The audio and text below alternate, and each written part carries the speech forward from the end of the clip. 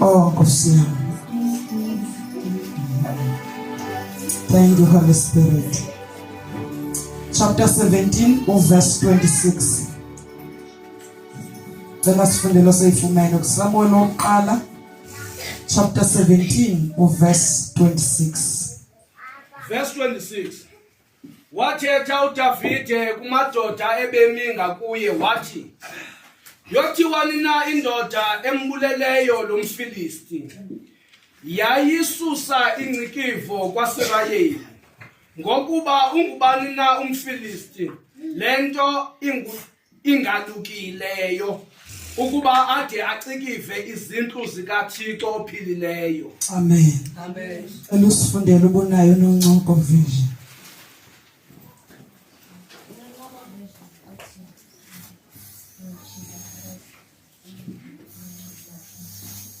Verse 26. uDavide wabuzisa kumadoda awayemi ngakuye wathi, nithi uyakwenzelwa ntoni na umuntu obulele lamaFilistiya Iphinde ngathi khona le ndawo iphazamayo. uDavide wabuzisa kumadoda awayemi ngakuye wathi, nithi uyakwenzelwa ntoni umuntu obulele lamaFilistiya awakhuphe kwelihlazo amaSirayeli. Ingubani kakade yona lanhlanga ingalukanga yomFilistiya idela umkhosi kaThixo ophilayo. Amen. Cela usiphindele tata uMqoqo. Wathetha uDavide kumadoda ebemi ngakuye wathi, yothiwani na indoda embuleleyo lo Mfilisti, yayisusa ingcikivo kwaSirayeli, ngokuba ungubani na umFilisti, lento ingelukileyo, ukuba ade ancikive izindlu zikaThixo ophilileyo. Thank you, Holy Spirit. Siyabulela manje. Ngezwi lakho lifuna ukuniwa. Linguwe. Liyakunqanela. nguThixo wedwa. OnguJehova. Thatha indawo yakho nkulunkulu. Olicacise kuthi. Ukuze Nkosi sikuve. Okuthethwayo nguwe. In Jesus' name, amen.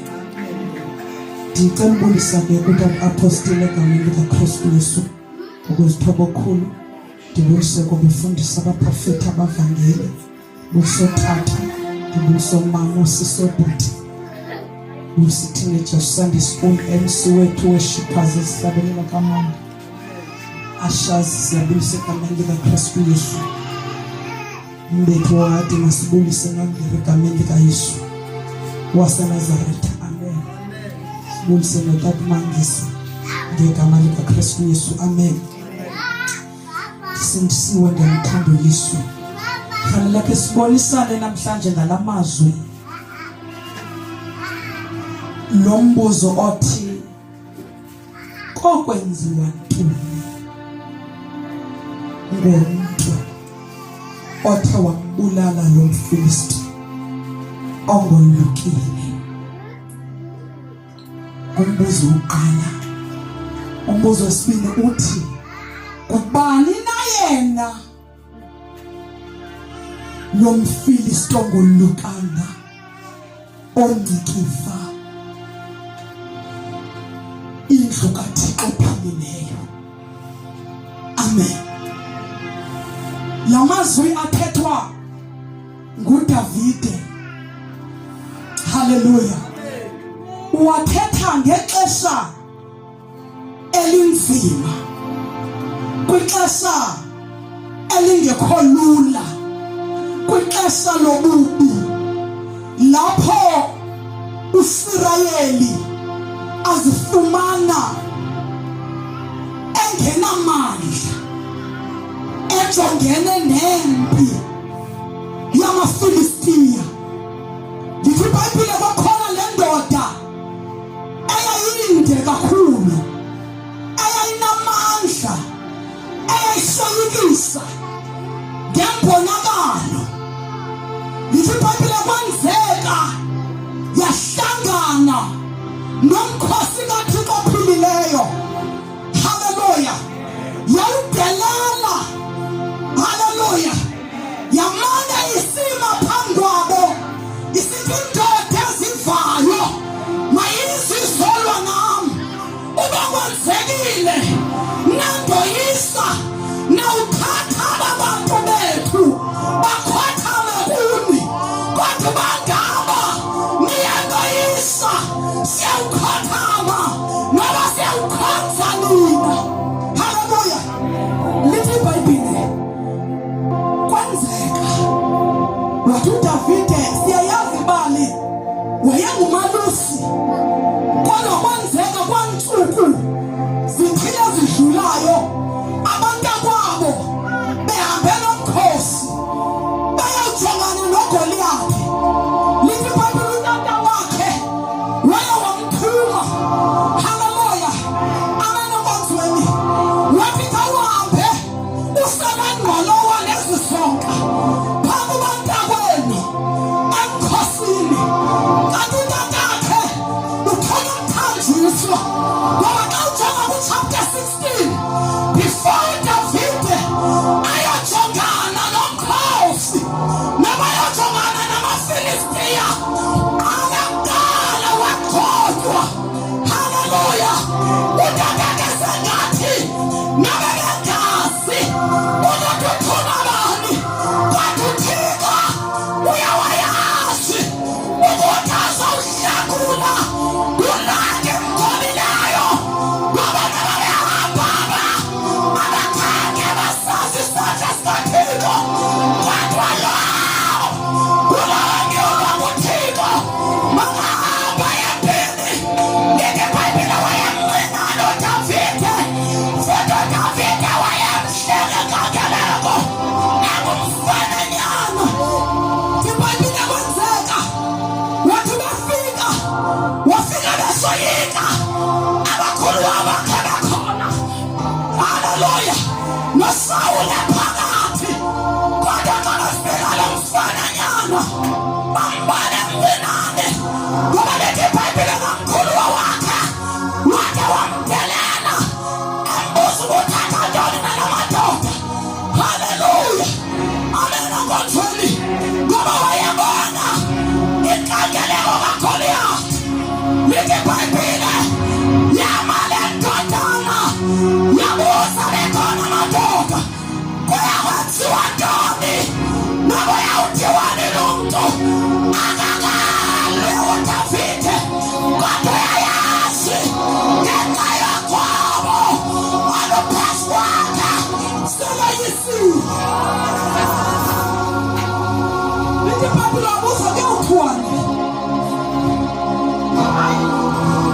Sonke bakhona bamjongileyo bantu bangathatha kanti waze wasithapha lo mfana uyamazi uGoliyathi. Haleluya. Noma uDavide wathi kuyawuthiwani, wathi noma umfana emthafisa, kodwa wavuka ngokubonqina wabantu asianointing aphansi kwam, ndasindoda ngikhominayo.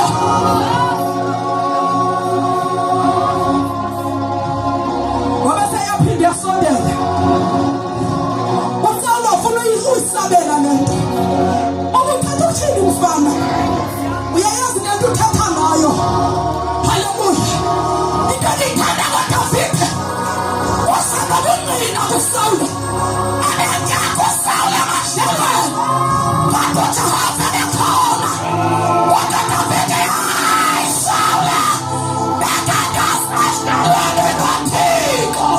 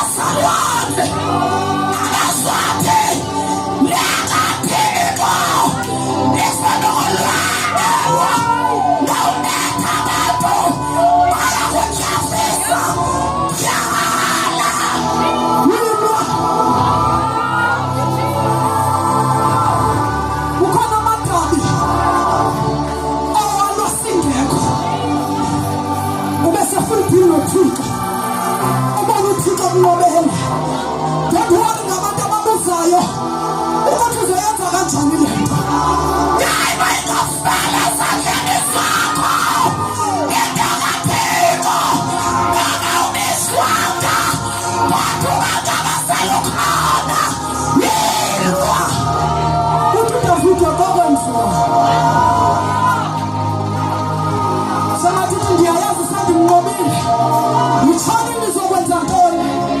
Ningafuna nenze something. Kodwa ndiyazi ukuthi badilanayo ayisebenzi. Kodwa ndodelwa ukusabilwa nabalwa noma ngathini.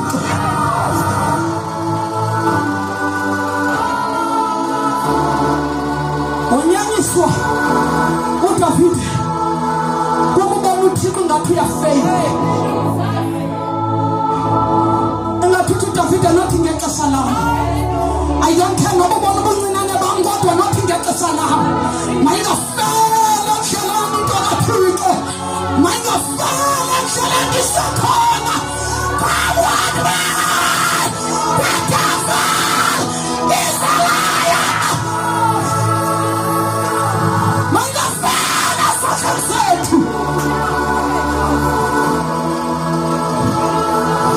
Mayingafela sakhe zethu. Ndithi mntasephila ngakholwa. Azathi uyahluleka. Uyahluleka. Usevuka namandla. Hayi! Bathi wami. Bathi wami. Ngokabuleleka. Ingathi yabohlule. Bathi wami ngokabuleleka ingathi yabohlule. Sidinga abangasuphuma. Sidinga abazamaphuma. Abazothatha iphini ndiyama. Akhathale uNkulunkulu nabangani. Bathathe iphini uNkulunkulu kuphela. Sidinga abazothi base. Ungasali. Wasaya mfazane. Ndikhona.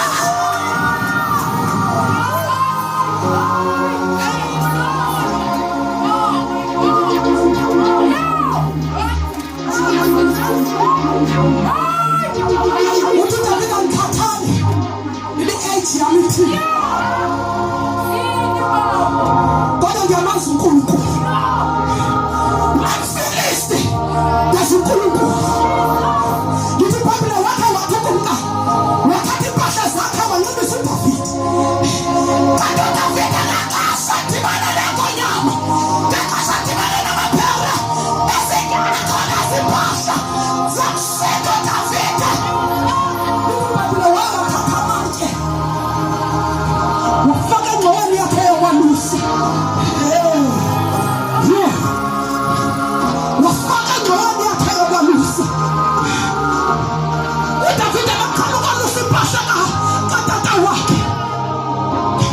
Kwakuthi uDavid ndikhokela ukwalusaba. Yaba banibani. Basemufemeni kwamncinane. Kodwa ndikhokela ukuze ndibaluse. Akhona yadwa azawufa. Akhona yadwa azawufela emfazweni. Ndizawulwa namaFilistiya. Ndizawulwa.